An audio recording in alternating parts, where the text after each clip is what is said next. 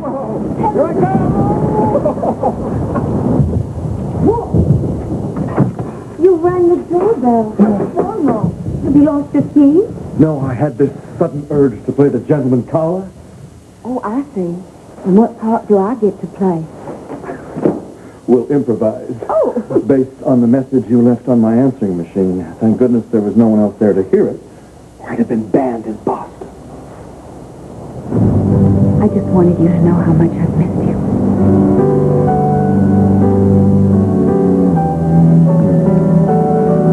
Ditto.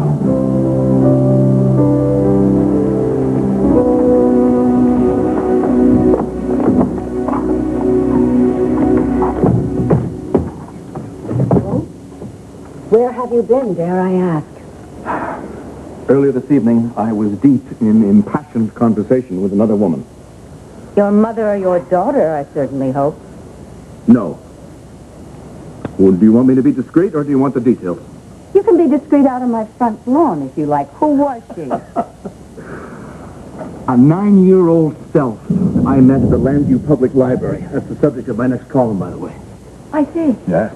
Miss Molly Carter was devastated that there were only 2 books in the children's section on her subject of current interest. Which is? Mummies. And that is? No. Egyptian funerary practices. Ah, so. Oh, she was great. I almost fell in love. How can I compete with that? You don't have to compete with anyone. You're in a class by yourself. Which means what exactly? I'm so happy you called. I am so happy that you're happy.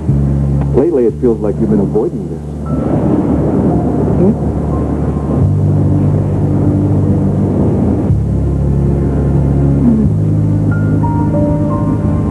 Being alone with me. Yes. I suppose so. You want to tell me why? I've had to break a promise. And that's not easy for me to admit. Well, you just did, so maybe it gets easier. When I invited Melinda to come here to visit, one of the reasons was that I thought you and the girls would finally be able to satisfy your insatiable appetite for information about my rather ordinary past. But unfortunately, it hasn't worked out that way. No, whereas in fact you're even less inclined to discuss it.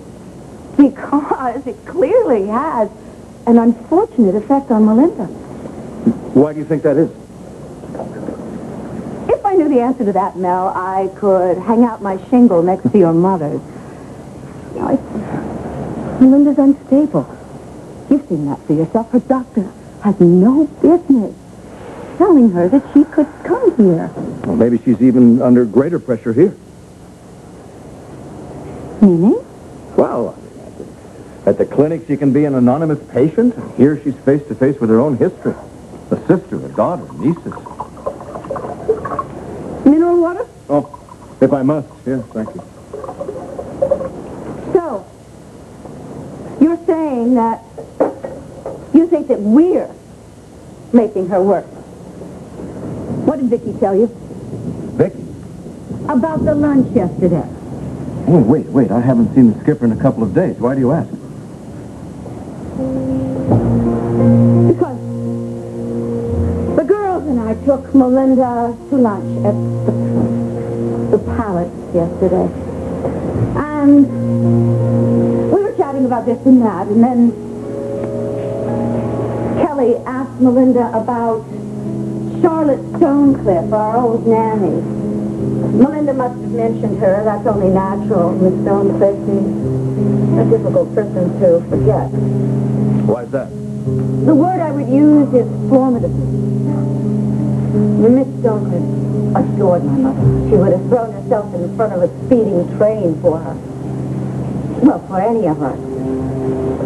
Well, anyway, Kelly brought up the subject of Miss Stonecliff, and suddenly Melinda became agitated. And wouldn't you know it, just then, Viki walks in.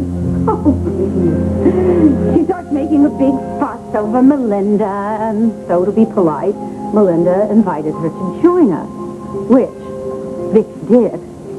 and displaying her usual lack of sensitivity, brought up the subject of Joe, E.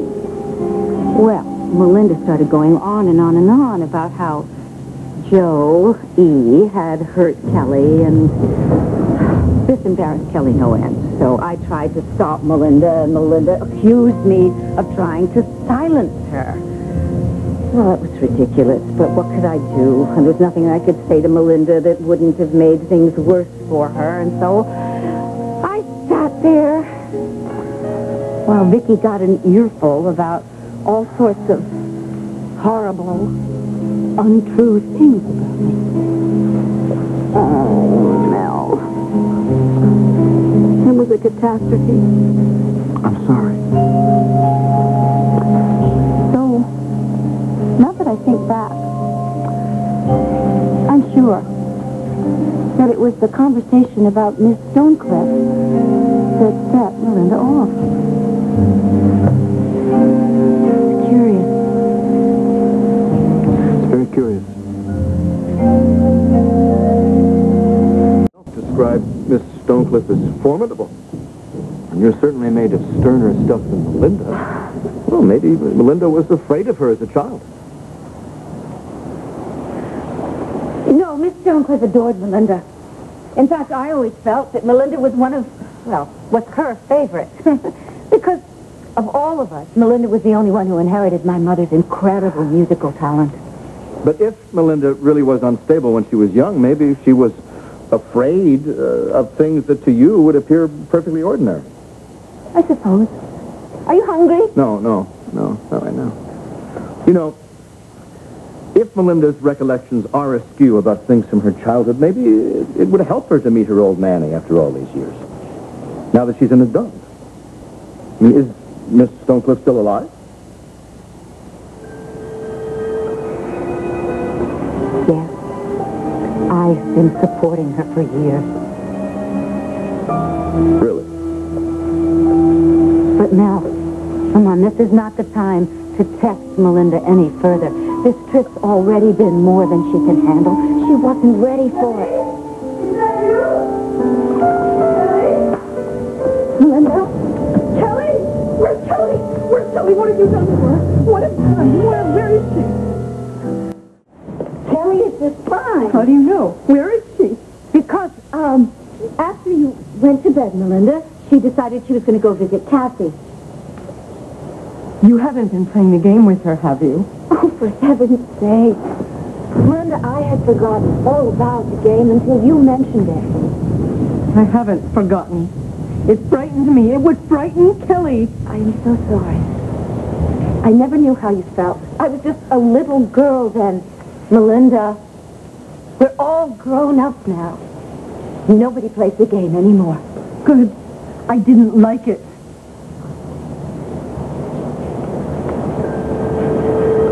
Hello. I didn't realize Dory had a guest. Hi, Melinda. I shouldn't be downstairs in my nightgown. No, that's okay. Something woke me. The piano. We don't have a piano. Oh, I heard it. And I was afraid that you might be playing the game. We mustn't disturb Mama. You know that. Oh, Melinda. Miss Stonecliff would be very angry. She would punish you. Look at me. Look at me. Closely. I am not a little girl, am I? Neither are you. We're not in the house that we grew up in. We're here. In my house, in Landview. And you're here for a visit. There's no piano. You're safe, Melinda. Everything is fine. I don't feel fine. Something's wrong. Melinda, did you take your medication? My medication. Yes, I am always very careful to take my medication. It's not working. No. Yes. have disturbed you and Dorian.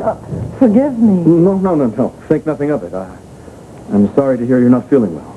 No, I'm not. I'm not feeling well at all.